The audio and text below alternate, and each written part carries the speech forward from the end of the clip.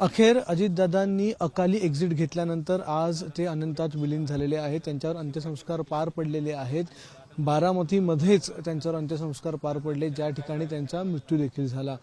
आता त्यांच्या अंत्यसंस्कार पार पडल्याच्या नंतर ते अनंतात विलीन झाल्याच्या नंतर काही मंडळी आपल्याबरोबर आहेत, जी खास या अंत्यसंस्कारासाठी किंवा अजितदादांचं एक शेवटचं मुखदर्शन व्हावं यासाठी बारामतीमध्ये आली होती। संपूर्ण महाराष्ट्रातून असे हजारो शेकडो कार्यकर्ते जे आहेत ते आता बारामतीमध्ये दिसून आले होते। आणि आता ज्यावेळी अजितदादाचे अंत्यसंस्कार पूर्ण झालेले आहेत त्यानंतर या सगळ्यांना काय वाटतं, या सगळ्यांच्या भावना काय आहेत, राष्ट्रवादी ज्या दोन गटात आहेत आता त्यांना काय वाटतं, एकत्र व्हावी का, पुढचं नेमका विचार कशा प्रकारे असायला पाहिजे, राष्ट्रवादी पक्षाने काय, आपण सगळं जाणून घेणार आहोत। आपल्याबरोबर काही ज्येष्ठ मंडळी आहेत, काही तरुण मंडळी आहेत। आपण सगळ्यांना सुरुवात करून, काका तुम्ही कुठून आलेले आहात आणि उंडवडी सुप्यातनं आलेलो या, काय भावना आहेत? अजितदादा आज अनंतात विलीन झाली अखेर, काय भावना आहेत आपल्या, आपलं संबंध कसे होते काय? आपले संबंध म्हणजे आपल्या कुटुंबाचे असे संबंध होते, साहेबांच्या पशी आपले सगळे पवार कुटुंबातले लोक आपल्या इथं येत होते आणि सारखी आमच्या बरोबर आमच्या ड्राय एरियाची तक्रार होती साहेबांच्या पशी, दादांच्या पशी। त्यांनी आज आम्हाला पाणी भरभरून दिले, 25 गावाला दुष्काळी भाग होता आमचा, तर आम्ही वेळोवेळी ती गोष्ट सांगत होतो साहेबांना। आणि आज आमच्या साहेबांनी ह्यांनी आले आणि आमचं एकदम चांगलं झालं आणि दादा त्याच्यातनं निघून गेले, म्हणून आम्हाला त्याचा मोठा एक बघायच्या टायमात आमच्या दादा आमच्यापासून निघून गेले, त्याच्यामुळे लई म्हणजे सांगायला असं आम्हाला की एकदम म्हणजे की पुढं काय सांगावं असं म्हणजे असा धक्का बसला आम्हाला। वेळोवेळी आम्ही म्हणजे दादांच्यासाठी म्हणजे वेळोवेळी आम्ही प्रयत्न दादांच्यासाठी, दादांना त्रास म्हणायचं नका येऊ आमच्या भागात, असं आमच्या एक भागाने दादांना असं भरभरून दिलेलं होतं। बारामतीपेक्षा आमचा भाग ड्राय एरिया, पण दादांचं आणि साहेबांचं लक्ष आमच्या ड्राय एरियावर जास्त होतं। प्रेमाने करणारी प्रेमळ माणसं आमच्या भागात नव्हती आणि दादांच्या आणि साहेबांच्या जीवावर आम्ही जगत होतो। आज साहेबांच्या आणि दादांच्या जीवावर आज आम्ही इथं कुटुंब आमची शाळेसाठी ठेवल्यात। आज आम्ही असं हरकून गेलो की आज आमच्या मुलींचं आणि ह्यांचं काय होईल असं दादांचा आमच्या दरारा होता। आम्हाला काडी भरत सुद्धा धक्का नव्हता। आम्ही एक वेळ म्हणलो तर पोलीस स्टेशनला म्हणले, पोलीस स्टेशनच्या दादाच्या कोण जात सुद्धा नव्हतं। आम्ही इतकं म्हणजे आमच्या दादांनी आमच्या तालुक्यावर शिस्त लावली होती, काटा टोचून देत नव्हते। एखाद्या टोचला काटा तरी दादा आमचं वेळ डिपार्टमेंटला म्हणत होते, काय झालं बघ। एक दादांची अशी भावनेत होती की नजरात डिपार्टमेंट सगळं आमच्यासाठी तरबोत होतं। माझ्या तालुक्यात अशी निर्मळ गोष्ट अजून एकही झाली नाही, बांधावर नसन, जनतेवर नसन, राजकारणावर नसन, सगळ्या गोष्टीवर नसन, तर अजिबात अशी गोष्ट खराब आमच्या दादांनी आमच्या भागात होऊन दिली नाही। 35 वर्ष झालं मी दादांच्या पशी असतो, येतो, कार्यकर्ता म्हणून बी आहे। सगळ्या गोष्टी मी दादांनी मला मदत केली, सगळ्या म्हणजे आमच्या भागाला एकदम मदत केलेली।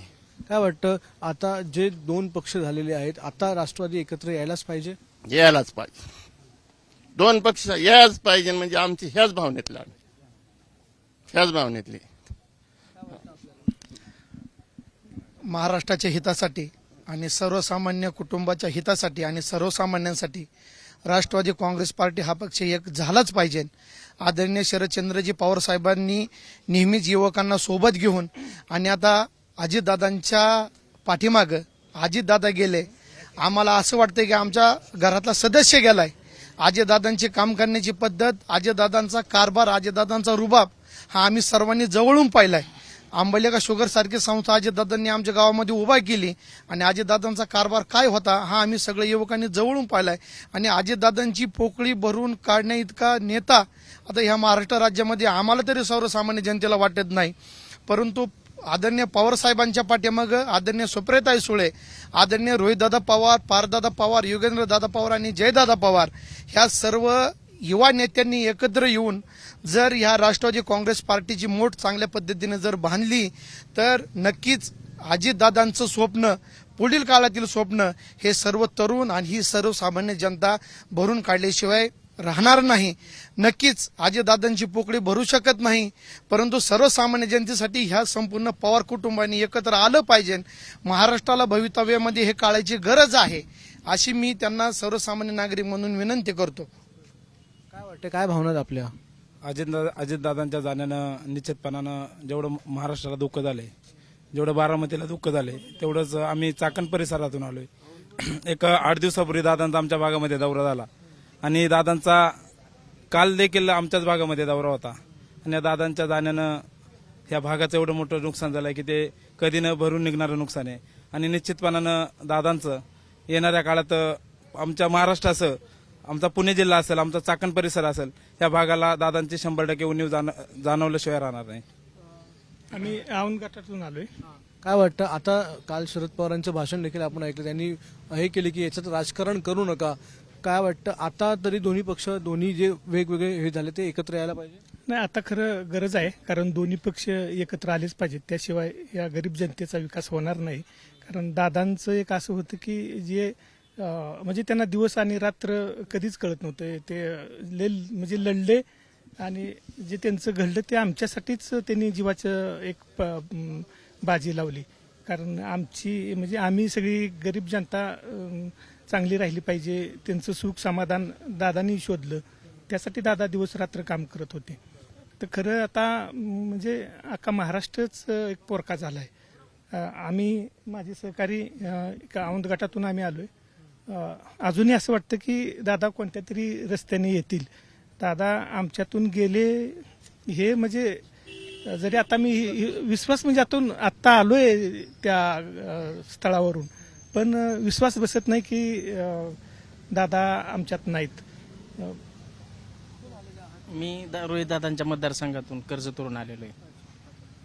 काय भावना आहेत तुमच्या? तुमचे काही संबंध होते आणि आता हे जे पक्ष वेगवेगळे झालेत, काय वाटतं, रोहित दादा किंवा जय पवार सगळ्यांनी एकत्र यायला पाहिजे? सर्वांनी एकत्र यायला पाहिजे. आणि रोहित दादा खूप अवघड झालं रोहित दादांचं. म्हणजे दादांचं एक रोहित दादांचा आधार गेला सगळा. रोहित दादांचं म्हणजे वाईट वाटतं. रोहित दादांचं आणि अजितदादांचं एक पुण्यापासून जे नातं तयार झालं ते एक पक्ष रोहित दादा आणि अजितदादा एकत्र आणण्याच्या दृष्टीने, पवार कुटुंब एकत्र आणण्या, यात आमच्या रोहित दादाचा खूप मोठा वाटा होता. आम्हाला असं वाटत होतं की पवार साहेबांच्या नंतर अजितदादा आणि अजितदादांच्या नंतर रोहितदादा, परंतु रोहितदादांच्या वरती जबाबदारी यायच्या टायमिंगलाच नेमका त्यांचा संपूर्ण आधार या हात उठलेला आहे. परंतु रोहितदादा पवार हे पवार साहेबांच्या आणि अजितदादांच्या नेतृत्वावरती वाटचाल करणारं नेतृत्व आहे.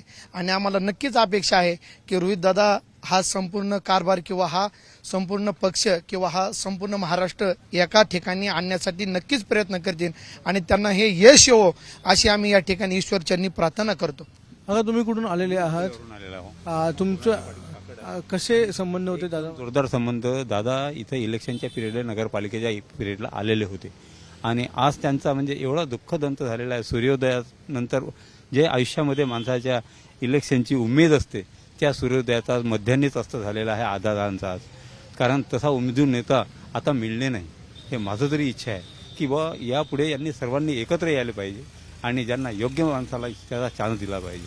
आज सुनेत्राजी पवार आहेत, त्यांना जर हे पद दिलं उपमुख्यमंत्रीपद, तर दादाची तरी काहीतरी मनाला समाधान मिळेल. आणि परिवारालाच काय, पण पुऱ्या महाराष्ट्राला असं नेतृत्व असण्याची फार गरज आहे. पवार कुटुंबानं, पूर्ण कुटुंबानं एकत्र येऊन लढा दिला पाहिजे. महाराष्ट्राला आज पवार कुटुंबाची फार गरज आहे. त्यांनीच आतापर्यंत, दादासुद्धा होते म्हणजेच आपले साहेब जे होते मोठे, तर त्यांनी महाराष्ट्रात खूप चांगली कामगिरी केलेली आहे. त्या कारणानं आज महाराष्ट्र कधीच त्यांना विसरणार नाही. सर, तुम्ही कुठून आलेले आहात? पुण्याहून. कसे संबंध होते दादांशी? आज अंत्यसंस्काराला उपस्थित राहावं लागतंय. चांगले संबंध होते आणि आता जे आहे, दादांची पोकळी कधीच भरून निघणार नाही आहे. परंतु दादांच्या मागे आता जे उमदा नेता गेलेला आहे, त्यानंतर आता जे 2 पक्ष त्यांनी एकत्र आले पाहिजे, राष्ट्रवादी एकच झाले पाहिजे, ही एक इच्छा आहे. दादासारखं नेतृत्व बेधडक असं कधी होणारही नाही. आणि दादाची एक इच्छा आणि माझी बी इच्छा होती, दादाने मंत्री बनायचा होता, मुख्यमंत्री बनायचं होतं. हां, पण ते बनलेच नाही. त्याच्यामुळं थोडेसे मी बी दुःखी आहे आणि दादाच्या बी मनामध्ये थोडं हे होतं. आणि दादासारखं होणं जरा मुश्किल आहे असं वाटतं. तर आपण पाहताय की कशा प्रकारे लोकांच्या भावना आहेत या, हे एकाच ठिकाणी म्हणजे फक्त बारामतीतले लोक नाही आहेत, तर आज दादांच्या अंत्यसंस्कारासाठी त्यांच्या शेवटच्या मुखदर्शनासाठी बारामतीच काय तर पुणे, औंध, चाकण, सातारा, सांगली, मुंबई, ठाणे सगळ्या जिल्ह्यातून म्हणजे अगदी अकोला, विदर्भातून देखील अनेक लोक जे आहेत जे दादांचे चाहते होते किंवा दादांचा कुठे ना कुठे त्यांचा वावर त्यांच्या आयुष्यात होता, असे सर्वजण आज उपस्थित होते. आणि हा जनसमुदाय आता एकच मागणी करतोय की आता तरी दोन्ही पक्ष जे आहेत त्यांनी एकत्र यायला पाहिजे, कारण की इच्छा सगळ्यांची हीच आहे, एकत्र आता लढा दिला पाहिजे. जो वसा या पवार कुटुंबाने सुरू केलेला आहे, अगदी शरद पवारांनी बारामती शहर महाराष्ट्र देशामध्ये काम केलेलं आहे, त्याच प्रकारे येणाऱ्या पिढीने देखील आता एकत्रितपणे महाराष्ट्र घडवायला हवा आणि हीच अनेकांनी इच्छा आता व्यक्त केलेली आहे. कॅमेरामन विनयसह अक्षय भाटकर, एबीपी माझा, बारामती. एबीपी माझा, उघडा डोळे बघा नीट.